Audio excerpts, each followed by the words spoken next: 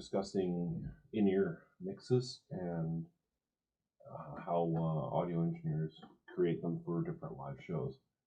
In this particular case, I am doing in-ear mixes for the Circle of Wolves tour for April 2023. And we had a couple interesting situations we had to overcome. So previously with Circle of Wolves, I would do full track outs. So every single track that's recorded in their songs in the album gets its own track inside Ableton for the in-ears. We use Ableton for our in-ear performances. But when you have 12 songs and you're tracking out the entire album, you end up with like 14 or 1600 tracks. And trust me, Ableton comes to play. Never had an issue with that. I don't apply any effects or anything like that. Ableton, it just plays the audio file straight to a myriad of outputs. With this particular tour coming up, they're playing smaller venues, and they need the ability to switch from in-ears to wedges. So what we've set up is I make a list of the things I need, and so instead of tracking it out, I'm building stems, and my stems consist of the click, cue, drums, so it's just all the drum tracks, bass, just the bass by itself, guitars. These are the main guitars in the mix, minus the solos or any kind of special guitars. Then a track of solos, special guitars. Vocals, that's the main vocal line that Shimmer sings on all the songs. And that actually has effects and stuff on it. Harmonies with effects, those are things she doesn't sing or isn't going to sing live. And then all of the keyboard tracks.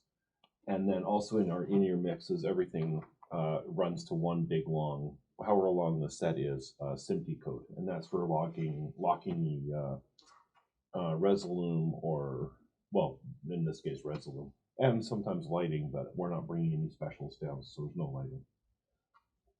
Now, their mixes would be, this is a list of the songs. So here's how we do it in here. So here's, like, for example, here's the click track. So this gets its own track. This is a cue track.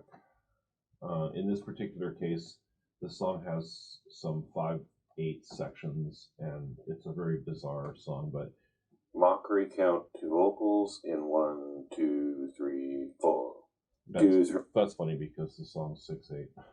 So the 4 count ends and screw up the drummer. Anyway, I count it all the way through this entire song, so the drummer can never lose time or signature.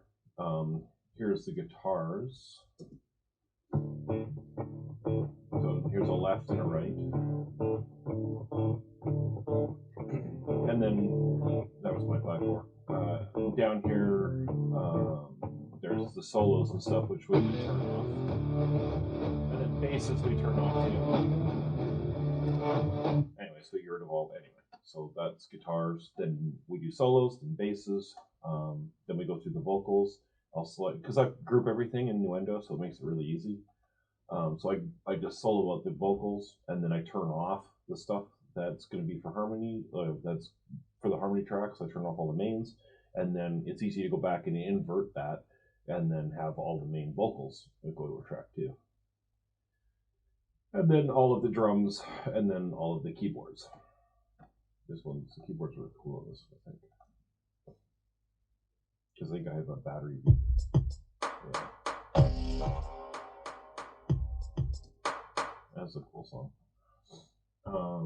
So now I'm just going to run over and I'll show you the setup on Ableton. And of course, I don't have Circle of Wolves loaded. I have Kabbahl loaded. Kabbal's tracks are a little different. I made the mixes specific for the players inside Nuendo. So, like, here's an example of, I have to remember how to use freaking Ableton every time I come in here. All right, so this is the front of house mix for a song called Mambo. This is the drum mix. 1, 2, 3. So the drummer's getting the click, the cue, all of the music, the main vocals, everything, except for the drums. Bass player gets everything except for the bass. Guitar player gets everything. Going on verse. His guitars are all the way on the left side, so his guitar that he's going to be playing live are on the right side. There is no keyboard player. The vocalist gets all of everything, including harmonies, but nothing of his vocals. And then the rest is empty, which you do not want to listen to. Now, in Ableton, this is my SMPTE track up here. It's at the very, very top. And then underneath that, you can put video stuff in. And so when you're playing the song live, Ableton gives you a video output. This is just a video I had laying around. I did that for a Halloween thing, just to test it. But Ableton doesn't full screen its video player. Neither does Cubase or Nuendo either. Because we have the SMPTE code, they can run everything from Resolume, and then you can run different, screens and whatever. Resolume's got a billion outputs. Ableton, in this case, I have one output, but it's handy if you're doing like small venues or something like that, and if the venue happens to have a screen or a TV or something, or TVs all around the room, and you can patch into it, then you just have to set up your second monitor, expand your video all the way, and then Ableton will just play, whatever video you've got playing on whatever song you've got. Now, the other thing with Ableton, and if you're an Ableton user and you're using it for in-ears, what we do is we name the songs. Here, I'll make this bigger. So we name all of the songs. So this one here says Mambo. And then right at the end of the song, I put in another name, and I just call it STP. If you put in the word stop, the program we use to organize the set list actually stops. It's looking for that word. So I put STP.